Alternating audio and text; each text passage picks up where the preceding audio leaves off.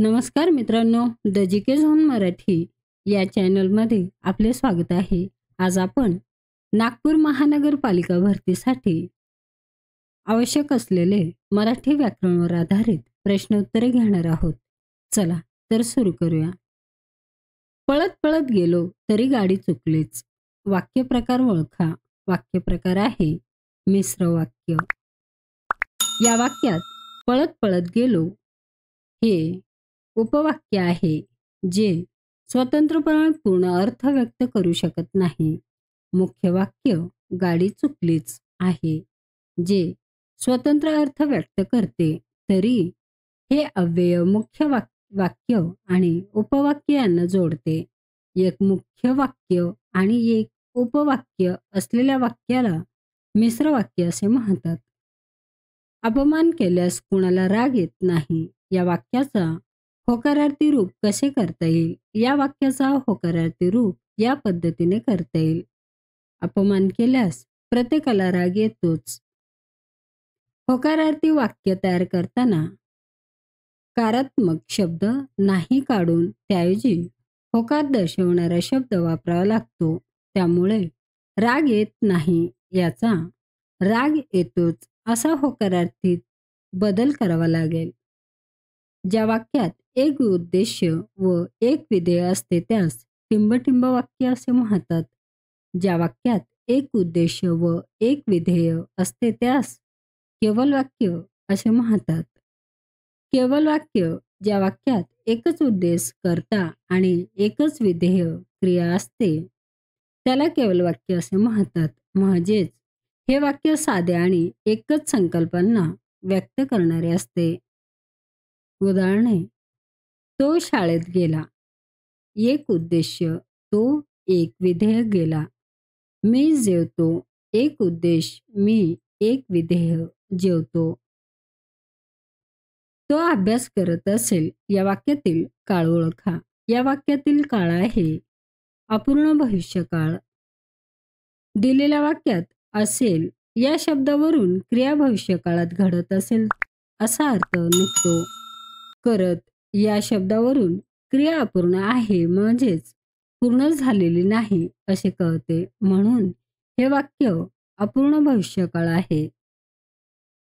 विसर्ग संधीचे उदाहरण कोणते? विसर्ग संधीचे उदाहरण आहेत मनोबल. मनोबल मन अधिक बल. यामध्ये विसर्गाच्या मागे अ हा स्वर असून पुढे मृदू व्यंजन असल्यास निसर्गाचा उ होतो व तो मागील अ मध्ये मिसळून त्याचा ओ होतो. म्हणून मनोबल हे विसर्ग संधीचे उदाहरण आहे. शब्दयोगी अव्ययाचा प्रकार सांगा. निर्णयासाठी तिला वेळ हवा आहे. या शब्दयोगी अव्ययाचा प्रकार आहे हेतुवाचक. या वाक्यात निर्णयासाठी या शब्दातून हेतू व्यक्त होतो. जे अव्यय एखाद्या कृतीचा हेतू, कारण किंवा उद्देश दर्शवतात त्यांना हेतुवाचक अव्यय असे म्हणतात. साठी हे हेतुवाचक अव्यय आहे कारण ते निर्णयांचा हेतू दर्शवते. पुढील शब्दातील विशेषणाचा प्रकार ओळखा. द्विगुणित. आवृत्तीवाचक संख्या विशेषण. आवृत्तीवाचक संख्या विशेषण जेव्हा विशेषण एखाद्या नामाची संख्या किती वेळा आली आहे हे दर्शवते तेव्हा ते आवृत्तीवाचक संख्या विशेषण असते. द्विगुणित हा शब्द पुनरावृत्ती किंवा दुप्पट होण्याचे दर्शवितो. त्यामुळे तो आवृत्तीवाचक संख्या विशेषण या प्रकारात मोडतो. विशेष नामे व भाववाचक नामे नेहमी कोणत्या वाचनात वापरली जातात? विशेष नामे व भाववाचक नामे नेहमी एकवचनी वचनात वापरली जातात. विशेष नामे विशिष्ट व्यक्ती, स्थळे किंवा वस्तू यांना दिलेली नावे असतात. उदाहरणार्थ राम, मुंबई, हिमालय ही नावे नेहमी एकवचनात वापरली जातात. भाववाचक नामे गुण, क्रिया किंवा भावना दर्शवतात. उदाहरणार्थ सौंदर्य, धैर्य, आनंद, या नावांना अनेक वचन नसते, त्यामुळे ती नेहमी एक वचनात वापरली जातात. आता कोठे मला संगीताचा अर्थ कळत आहे. काळ ओळखा. काळ आहे अपूर्ण वर्तमान काळ. वाक्याचा काळ ओळखण्यासाठी त्यामधील क्रियापद आणि त्याचा उपयोग पाहावा लागतो. आता कुठे मला संगीताचा अर्थ कळत आहे. या वाक्यात कळत आहे हे क्रियापद वापरण्यात आले आहे. कळत आहे हे वर्तमान काळ दर्शवते, पण तो पूर्ण झालेला नाही, तर सुरू झालेला आहे. त्यामुळे हा अपूर्ण वर्तमान काळ दर्शवितो. सहलीस जाताना कात्रज जवळ उजाडले. प्रयोग ओळखा. भावे प्रयोग. भावे प्रयोगाची वैशिष्ट्ये. या प्रयोगात क्रियापदाचे रूप कर्त्याच्या किंवा कर्माच्या लिंगवचनाप्रमाणे बदलत नाही. या वाक्यात उजाडले ही क्रिया आहे जी कर्त्याच्या किंवा कर्माच्या लिंगवचनानुसार बदलत नाही. या वाक्यात क्रियापदाचे रूप नेहमी नपुंसक लिंगी तृतीय पुरुषी एकवचनी आहे, म्हणून हे वाक्य भावे प्रयोगाचे उदाहरण आहे. काम करा म्हणजे यश येईल. टिंबटिंब वाक्य आहे. हे संकेतार्थ वाक्य आहे. या वाक्यात एक अट किंवा संकेत दिलेला आहे. काम करा ही अट पूर्ण झाली तर यश येईल हे त्याचे फळ मिळेल. म्हणजे या शब्दाने अट आणि फळ जोडलेले आहेत, त्यामुळे हे वाक्य संकेतार्थी वाक्य आहे. मीठ भाकर हे टिंबटिंब समासाचे उदाहरण आहे. मीठ भाकर हे समाहार द्वंद्व समासाचे उदाहरण आहे.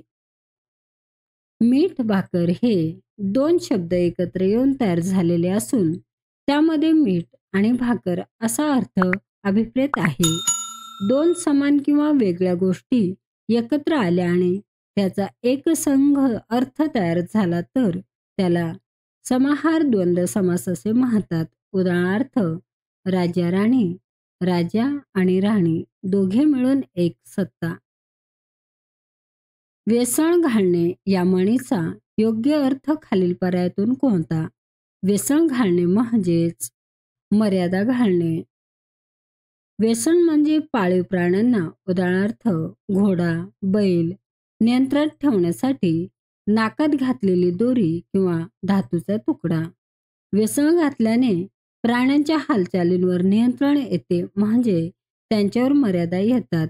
त्याचप्रमाणे एखाद्या व्यक्तीच्या बेताल वागणुकीला आळा घालणे किंवा त्यांच्या स्वातंत्र्यावर मर्यादा आणणे यासाठी वेसण घालणे ही म्हण वापरली जाते. शाळेत वेळेवर यावे या वाक्यातील शाळेत या शब्दाच्या विभक्तीचा अर्थ ओळखा. शाळेत या शब्दाच्या विभक्तीचा अर्थ आहे अधिकरण. अधिकरण म्हणजे क्रियेचे ठिकाण किंवा स्थळ.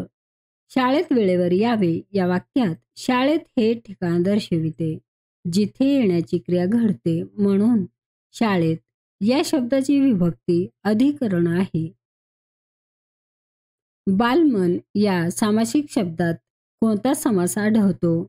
बालमन या सामासिक शब्दात कर्मधारय समास आढळतो. बालमन म्हणजे बालकाचे मन. या समासात पहिले पद विशेषण आहे आणि दुसरे पद नाम आहे. विशेषण आणि नाम यांच्यातील संबंध कर्मधारय समासात असतो. मित्रांनो, चॅनल आवडला असेल तर प्लीज नक्कीच सबस्क्राईब करा, व्हिडिओ लाईक करा. धन्यवाद.